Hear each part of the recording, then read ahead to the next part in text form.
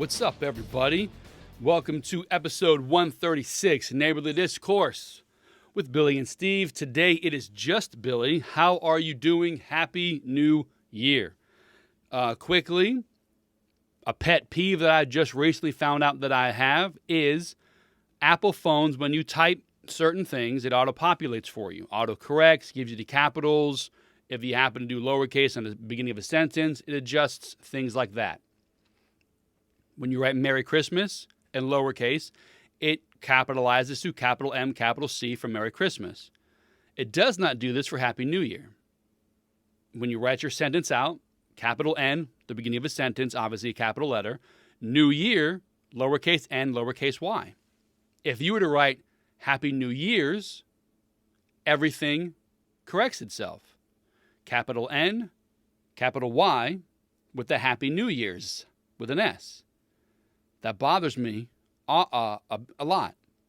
It's like saying underwears, which is incorrect. You wear underwear. You don't wear underwears. I don't believe you wish somebody Happy New Year's. It's Happy New Year. So I do not know why Apple doesn't correct that. It's a strange thing to be bothered by, which it definitely bothers me. But I do not do talk to you later, TTYL. All capitals, all lowercase. You cannot have it not match up. BRB, be right back. Capital BRB or lowercase BRB. It all must be the same. So that's my very odd pet peeve that I'm noticing that I have. So let's spin this wheel. We're going to be very quick. We're going to probably do 10-minute segments here. And we're going to go from there. Quickly, if you're on the YouTube or Rumble, preferably YouTube at the moment, Rumble's a pain. You're checking out my new shirt, Neighborly Discourse Podcast. On our social media platforms, on YouTube, and our link tree, that's our link to everything now. All of our social media platforms are there. The YouTube videos are there, or the YouTube link is there. And our link to TeePublic, where our shirts are, is there. We've got 2 or 3 Neighborly Discourse podcast shirts and 4 or 5 shirts that Amy and I designed years ago. They're on Amazon, but I moved them over to TeePublic along with 2 or 3 Neighborly Discourse shirts. Now, there's one on there, the Neighborly Discourse big circle with the podcast in the middle of it. Do not get that one. It needs to be redesigned. I ordered it, sent to me. The circle might as well be a globe around you. It is huge. It doesn't look good. It has to be adjusted. But this one here, black and white, Neighborly Discourse Podcast with the fence, or one, just a straight shot. If you've seen the Conspiracy Corner video I put out Friday morning, this morning, you'll see the Neighborly Discourse white shirt with the black and red letters. Beautiful, beautiful shirt. Amy's the designer. We're going to get more shirts on there, but she's been sick since before Christmas. And she's just now getting better, so she is my designer. And we're going to get more stuff out there. The prices are set by TeePublic. Nothing we can do about that. I'm going to think a little bit on how to market this. But my plan right now is quarterly. Everything that we sell, depending on how much it is, either 10 to 15% of what we make per quarter, I plan to donate to a veterans charity of some sort. Now, I'm going to really have to vet the veteran charity, LOL, right? Because I think most charities and foundations are scams. But I'm also a firm believer that I would not be able to be sitting in this garage, in this room with these microphones, computers, and cameras talking to you if not for the soldiers that fight to defend our country then and now. I would not be able to do this without them. And I recognize that. So if I sell 10 shirts and I make $10 and 10% goes, I'll give $1. It's silly, but I'll give that 10%, 15% to a veterans charity. I'm going to try to figure out all the details of that and know this is not a ploy to get people to buy more shirts or mouse pads, coffee mugs, stickers, phone cases, pillows. This is not that. I firmly believe I would not be here. None of us would be doing what we are doing now had it not been for the veterans of our country, past, present, and those who will be here in the future. And if I can give back a little bit, I'm going to. And I will. So please buy the shirts, subscribe to the channel, listen to the podcast. We're trying to do much bigger things in 2023. Have a lot of reaction videos, a lot of shorts out there. Please support, and it is appreciated. So let's spin this thing first. We'll go our 3 topics. Let me see, what is this? 5 minutes. First one is family.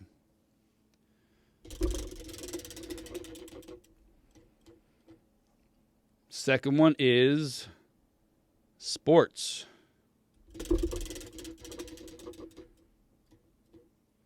Third one is politics. Well, that worked out quite nicely because my sports takes and politic takes are going to be one and the same. So let's do family. Here we go. So here's how family works. I have 2 children. You guys know this.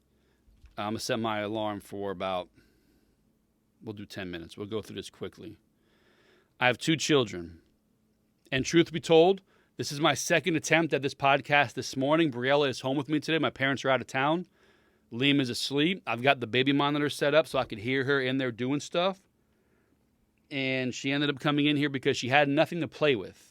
She was bored. She's 4 years old. She has no toys, though we're 2 weeks removed from Christmas.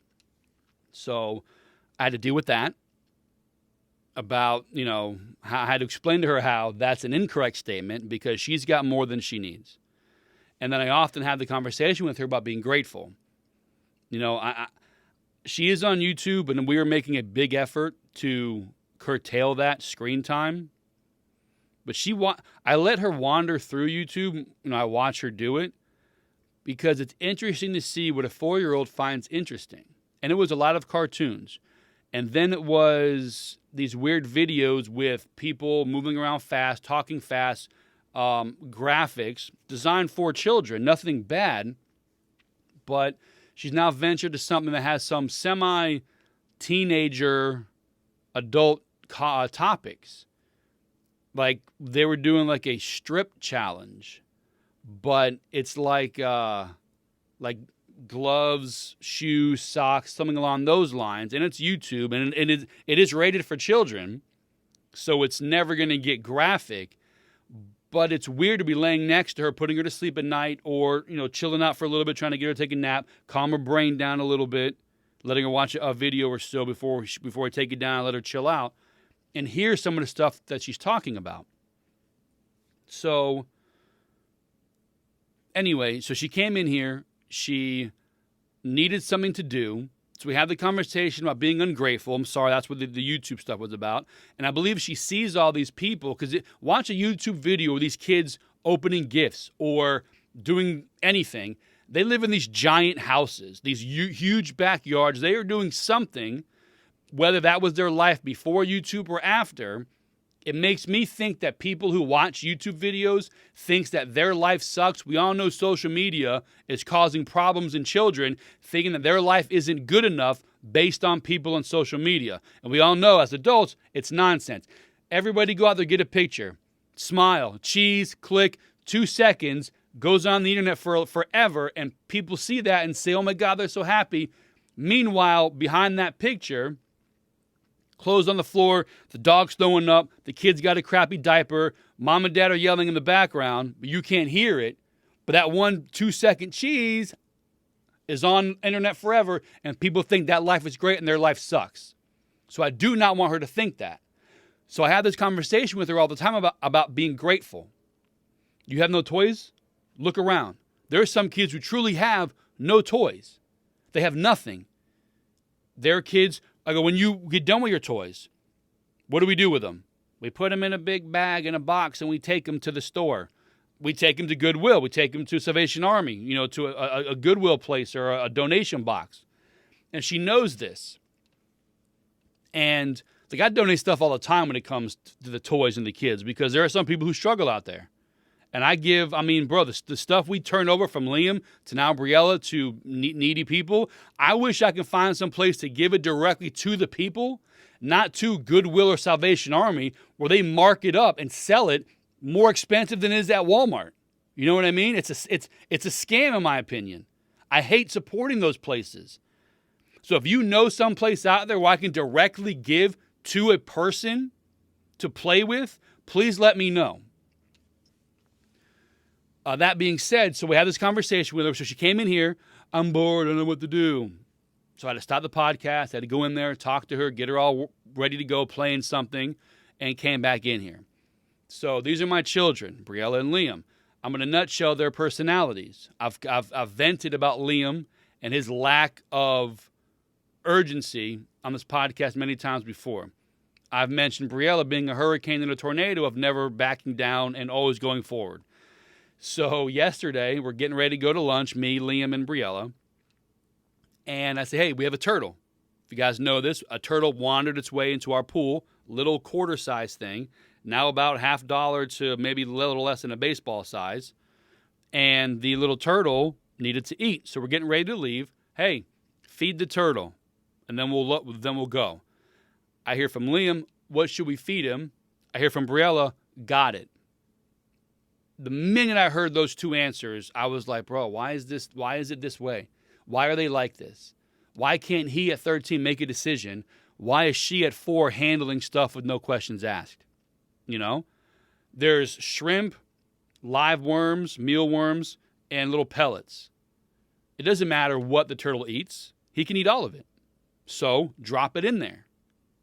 Liam had to know what, why, when, how. Drives me nuts. Just feed the friggin' thing. Briella's like, boom, got it. Hey, you're 4. Shouldn't you be asking what's next step you should do? It's opposite with them. And it bothers me. But as far as Liam goes, the worst thing he does is not make a decision for himself. So I'm upset at that, because I look at the big picture down the road, going to college, high school, girls, whatever. He needs to know how to handle himself. Briella is already more street smart, so to speak, than Liam is. She's 4. She does stuff to a fault without help. Brushes her hair, which is great, till he gets stuck. I need to get this knot out. I'm going to do it. And she yanks on her hair, screams and cries. I'm like, bro, let me help you. She won't allow the help. She'll go till there's nothing left in her.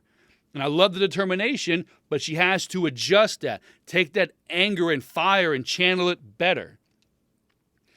We know that I think Bill Belichick is the best coach of my era in NFL.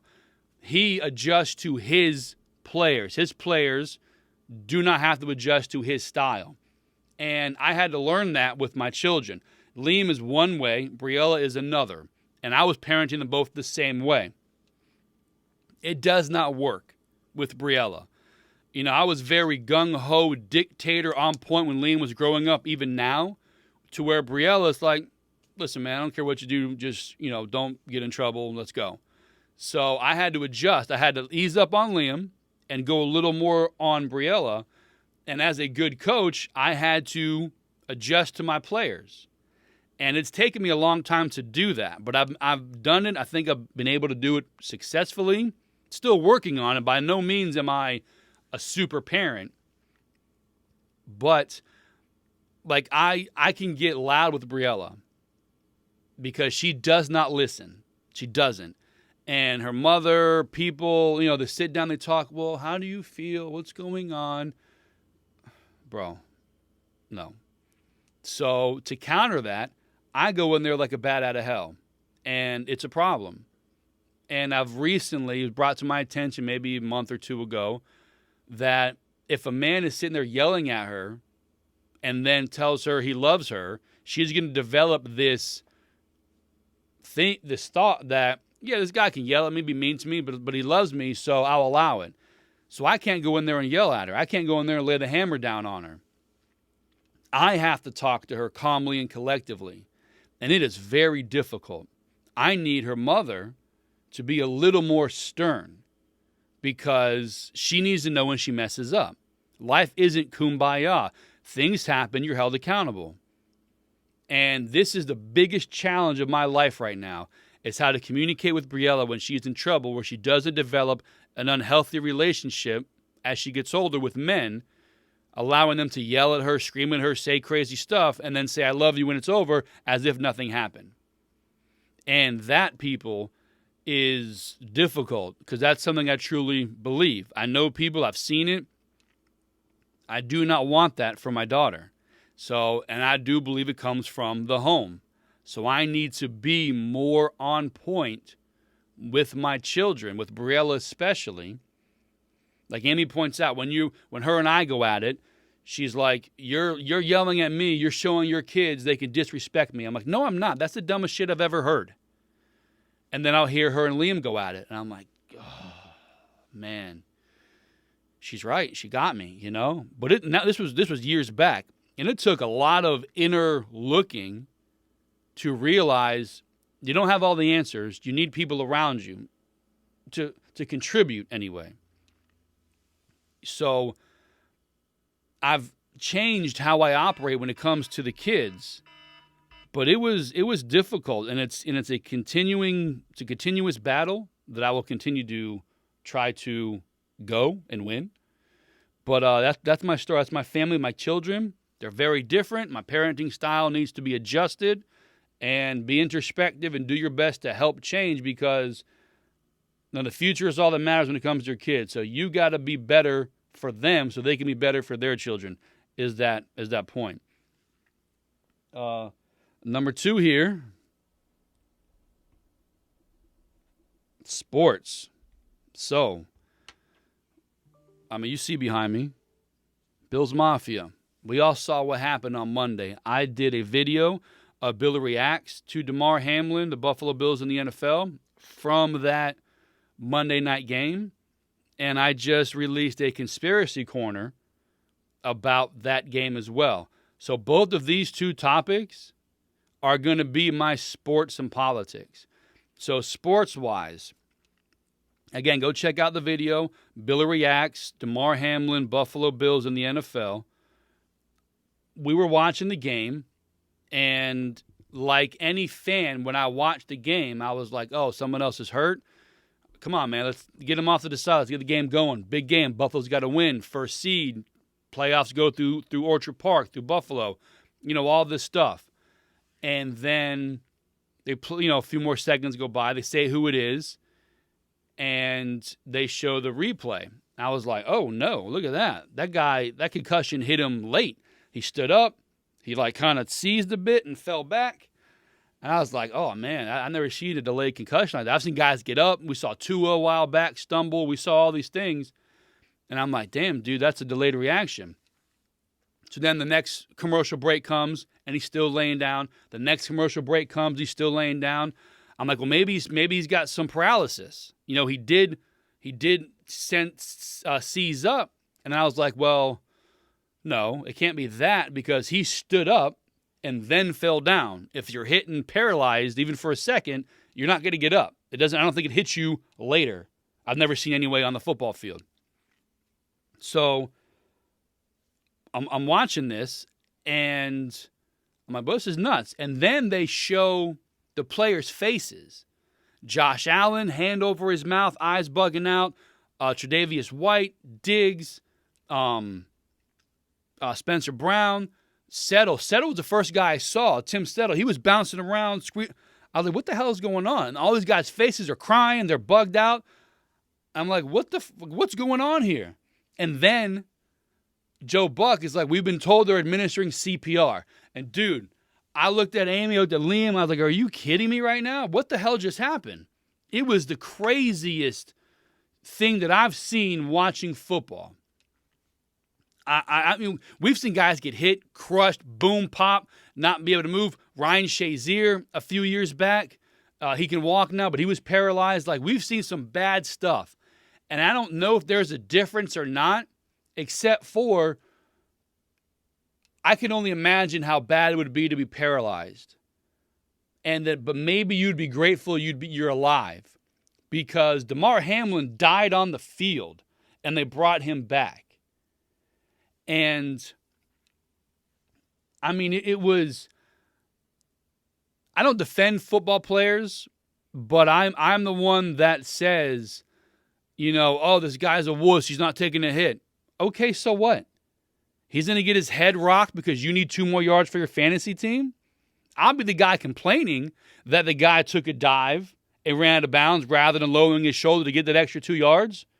But I'm also not going to lose any sleep over it. I'm not going to call the guy a wuss or be mad at him. He had another 250-pound person hauling ass at him to take his head off. I'm going to duck out of bounds also. So these are human beings who happen to have a career that pays them millions of dollars to do off-the-wall stuff. Amy and I were talking last night about it, and she's like, how do you go and prepare for a game this Sunday knowing this is a possibility? And the press conference that I saw with Josh Allen and Sean McDermott, Josh Allen said, this is the freakest of freakest accidents. So we can't go out there and think about it. Because one, which I truly believe, if you think about it, like with football especially, if you play timidly, you're going to get hurt. If you play scared, you're going to get hurt. Okay? You can't. You've got to go out there 100%. Something has to switch in your brain. And that's what I told Amy. You can't go out there and be scared. The reason that you and I are sitting here watching versus playing is because they're made different than us. Football, sports I would say in general, but mainly football, I've said it before, links to me to the armed forces. It's a calling. Not anybody can do it. There's something in you that makes you able to compartmentalize or be allowed to be coached or trained to compartmentalize what needs to be done to go forward. I think the comparison of, battle on the field, war on the field, football is silly, though take away the context, the actual war versus a game, it is the same. Next man up. A guy gets hurt. You got to keep moving. The show must go on. You cannot just stop and hope someone's okay. You have to continue because there are stakes. There's a winning that needs to happen. And again, take away the context of war versus a game, but that's what it is. So it is not made for everybody. These guys are going to go out there and they're going to push forward. And they're paid to do so, but again, in my opinion, they're wired differently than you and I. We would not be able to go out there. I mean, can you imagine sitting there? You're used to every possible injury there is in football. And yes, it's talked about, you could die on the field, head injuries. Everybody says these things. But can you imagine being someone who's never seen it? A teammate, a close friend, you're there, you lined up next to him, he takes a hit, the most routine tackle you've ever seen, and he stands up and faints, and then within a minute, they've got him, they're doing CPR and got a defibrillator on him, an AED. How would you respond to that? It's not something you woke up that day and thought, yeah, I'm going to watch a teammate, a close friend of mine, fight for his life on a football field. And it's crazy to me because I think like that. When someone passes away, when a catastrophic anything happens, nobody woke up today thinking it would be the worst day of their life. You know what I mean? So when it's put in front of you, how are you going to respond? Nobody knows how they're going to react until it happens. And hopefully none of us have to deal with that. Because listen, they're people. Money goes out the window. Playoff seeding, which I'll get to in the second part of the sports part, which they got a minute left, is out the window. Nothing matters than saving this person's life. And I put something on Facebook last night. I did a picture of the guys resuscitating him, a picture of Bill's Mafia, and an article that the director of the Cincinnati Medical Hospital came out and said, the people on the field saved this guy's life. And then in the top part of that, I wrote, not all heroes wear capes.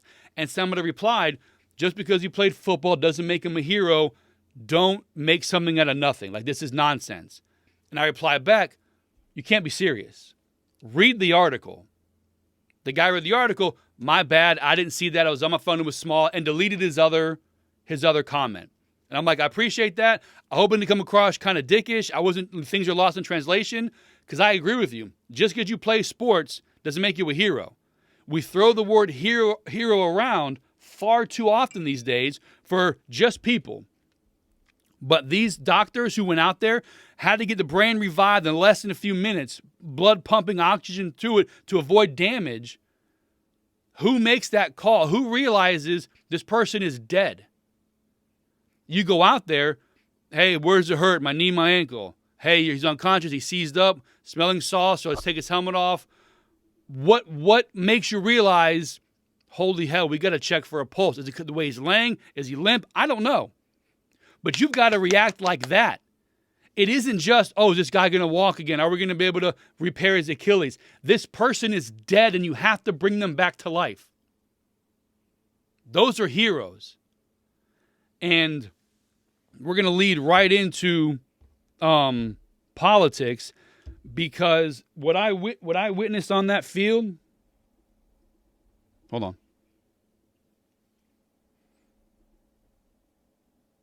What I witnessed on that field, sorry guys, we're going here. What I witnessed on that field was unity, was love, people praying, togetherness. What I witnessed on that field is the one thing above all the liberals hate more than anything. And it is what I just said: togetherness, unity, people putting aside petty nonsense for the greater good. The liberals saw that, which is my conspiracy corner. Go check it out. The liberals, I'll read you the title. It's a long one. The liberals hate the unity shown over Damar Hamlin and will attack. Please go watch that video. I've got some quotes in there from Joy Behar, from somebody that Laura Ingraham interviewed the other day. They're attacking people who like football, attacking those who support football. The liberals are going to go after football, sports, but mainly football, more than ever before, in my opinion. They cannot have unity. They cannot have togetherness. Liberals have no ideas, so they piss people off, pin them against each other, and see what happens, and then respond to that. They cause the fire and then put the fire out, only to restart another fire. So when they saw this, my opinion, my conspiracy theory, and what I'm talking about now, they cannot have it. They do not want people. I mean, look at that. There's an image of everybody praying. Men, women, black, white. I know there's some Hispanic guys out there. Who knows about the orientation of religion? Though there is somebody on Buffalo's team, last name is Klein. We can speculate if we want to. And I'm just talking on the field. All of those people from various walks of life coming together. All of those there for the hope of somebody else. To be together, to put all the nonsense aside and focus on that one person. And again, not the thousands of fans in the stadium that all had the same idea. All walks of life are in football. It is why they tried to destroy it. I don't like politics. It's no secret I don't like politics. Steve thrives on it. The old man thrives on it. I hate it. I'll give my opinion on how I think things are, but I do not go looking for it. I try to avoid it. I watch football to get away from the crap they're trying to. We can't even watch TV anymore. Put on a commercial. There was, the Ally Bank commercial, I think? The first three people, they showed chin down, holding hands, shopping, 2 guys, 2 women, and maybe that was it. Everything is an agenda. Everything is pushing inclusion and all this stuff. I'm responsible for what I say, not for what you hear.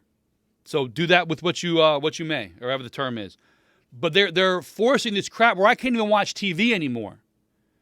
I love futuristic TV shows, The Expanse, Cowboy Bebop, Night Flyers. I love science fiction, aliens. Every single science fiction show that I watch, the government's in control, the people cannot fend for themselves, and there's always a lesbian or a homosexual couple, and always a guy in a dress.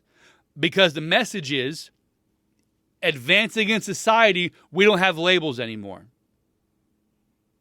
And if I'm wrong, go watch any show right now in general. Like I was on with Steve the other day, our last podcast. He was like, I'm watching this movie, da-da-da-da-da. And man, they had these 2 women, and I'm like, how do you not know that's going to happen? Do you live under a rock? Every show you watch, I would say from 2020 to 2021 on, 70% of them is going to have some sort of homosexual message. Personally, I could not care less about your sexual orientation. I don't care. Is your movie funny? Is your song good? Can you make a tackle? Can you throw a touchdown? But I don't want it shoved in my face. And that's what the liberals are doing. So again, circling back, you can't watch movies and TV anymore. So we have sports. And they're trying to inject politics into sports, so we hate sports. Because most of us hate TV now, even though I'll still watch. But that's what they're trying to do. And what they saw the other night was unity. We're not buying the bullshit today. We're not. We're here for people. This guy had a charity, Damar Hamlin, which we donated to as well, part of the Bills Mafia. That's what we do. We donated as well. He asked for $2,500 for a toy drive. When I put the video out this morning for his charity, the link is in that description. The conspiracy corner, the liberals hate the togetherness of Damar Hamlin and all these things. I'll put it in this video too. What the hell? The description to his charity will be in this video and is in that video. It's over $7 million now. The liberals see that and say, first of all, we need that money. Secondly, these people are working together. They're not, he's a black guy. These are white people. This guy, we have to keep them against each other. We don't see that. We don't care about that as everyday people. We want people to be together. We want people to be happy and succeed in life. The liberals don't. The elitists don't. They want us separate and fighting. And they're mad at this. They're mad at this. Don't buy into it. Don't give in to the liberals or the elitists in this country. Be there for one another. Not all the time. Not unrealistically. But show them that you don't got time for the crap. You're done with them. All of them. All the elitists. Regardless of party, though they're all 90% of them are liberals. They're the worst. That's it. That's my political stuff. I don't want to talk too much political. Checking my time so I can put this in the video here. Wrapping this up. 2023. Try to put a lot more videos. Please subscribe, share, comment. This is what we need you guys to do. To subscribe to the channel, listen to the podcast, share the podcast, rate it. Apple has it. I assume Spotify does. You have to find the ratings in 5 stars. Please.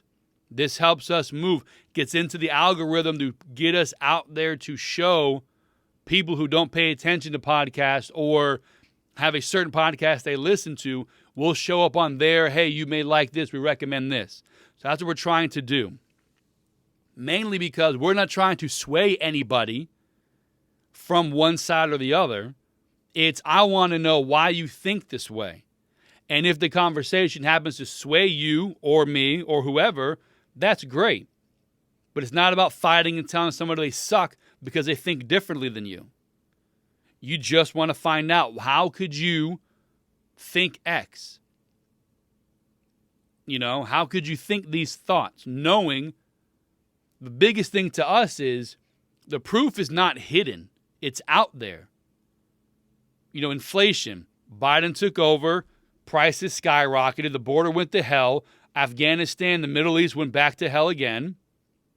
Oh, it's Trump. It's the old. How? How can someone tell you it's Trump or it's his stuff when you can see it with your eyes? On this time, this happened. And look over here. It's a direct cause and effect in almost anything that's happened in the last 2 or 3 years. So, how can you think these thoughts?